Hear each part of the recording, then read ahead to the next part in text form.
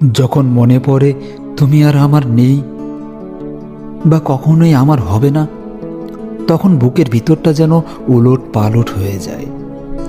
একটা তীব্র যন্ত্রণা ধীরে ধীরে ছড়িয়ে পড়ে সারা দেহে।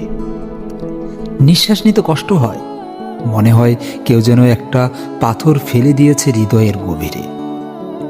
চোখ ভরে ওঠে অকারণে জলে।